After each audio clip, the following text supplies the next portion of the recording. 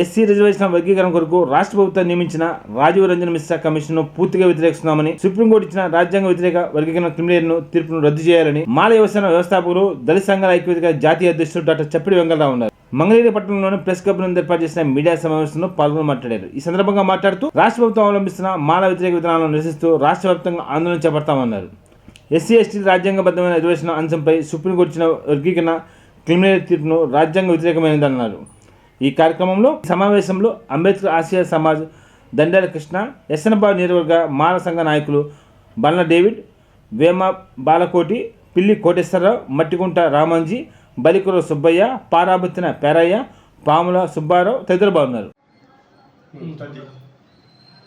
SC ST రిజర్వేషన్ల పైన గత నెల ఆగస్టు 1న సుప్రీంకోర్టు రాజ్యాంగ వ్యతిరేకమైన తీర్పు ఎస్సీ ఎస్టీలని వర్గీకరణ చేస్తూ క్రిమినల్ తీర్పు ఇవ్వడం జరిగింది. ఈ తీర్పుని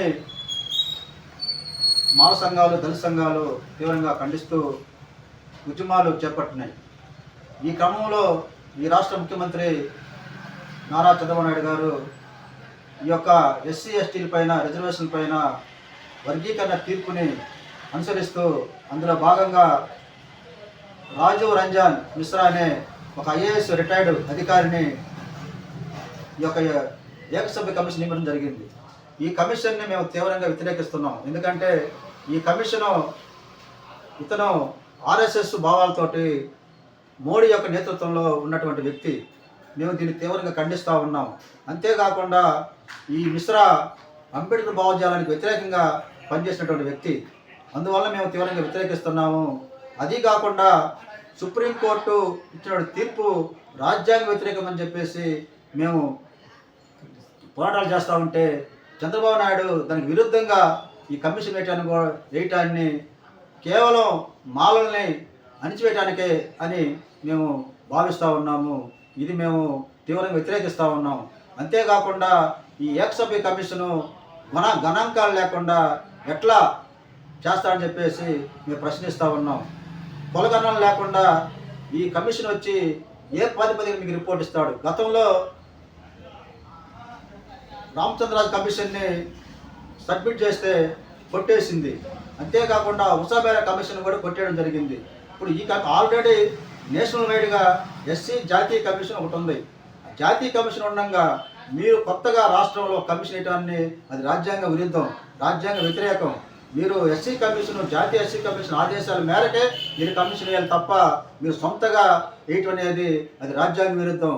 అందుకనే గతంలో కూడా మీరు 97లో కూడా మీరు రాజ్యాంగాన్ని వ్యతిరేకించినటువంటి ఈ యొక్క వర్గీకరణ జీవోని సుప్రీంకోర్టు కొట్టేసింది. అదేవిధంగా ఇప్పుడు ఏకసభ్య కమిషన్ కూడా మేము హైకోర్టులో సవాల్ చేస్తూ ఉన్నాం. ఈ తీర్పుని మీరు వెనక్కి తీసుకోవాలని చెప్పేసి మేము డిమాండ్ చేస్తూ ఉన్నాము.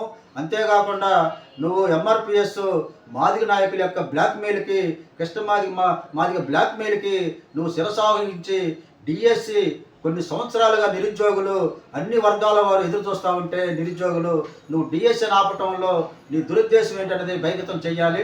అంతేకాకుండా అందరూ ఎస్సీలే కాదు, ఎస్సీలో ఉన్న మాల్లే కాదు, బీసీలో ఉన్న నిరుపేదలు, ఓసీలో ఉన్న నిరుద్యోగులు అందరూ కూడా ఈ యొక్క వయోపరిమితి దాటిపోతే అందరూ నష్టపోతారు. కాబట్టి దయచేసి మీరందరూ కూడా బీసీలో ఉన్న నిరుద్యోగులు, ఓసీలో ఉన్న నిరుద్యోగులు అందరూ కూడా ప్రయాసం వాళ్ళందరూ కూడా ఈ యొక్క విషయాన్ని ఖండించాలని చెప్పేసి, అదేవిధంగా మీరందరూ కూడా మాల చేసే పోరాటంలో మీరందరూ భాగస్వామ్యం కావాలని మేము కోరుతా ఉన్నాము. అంతేకాకుండా వేలాది మంది, లక్షల మంది నిరుద్యోగులు వయోపరిమితి దాటితే వాళ్ళందరూ కూడా నష్టపోతారు. కాబట్టి ఖచ్చితంగా నువ్వు డిఎస్సి అమలు చేయాలని చెప్పేసి మేము డిమాండ్ చేస్తూ ఉన్నాము. అంతేకాకుండా మాదిగల్లో ఉన్నటువంటి మేధావులు, మాదిగ ఉద్యోగస్తులు కూడా మొత్తం మీ పిల్లల భవిష్యత్తు కూడా నాశనం అయింది. కాబట్టి మీరు కూడా ఈ కమిషన్ వ్యతిరేకించాలని చెప్పేసి మేము పిలుపునిస్తూ ఉన్నాము.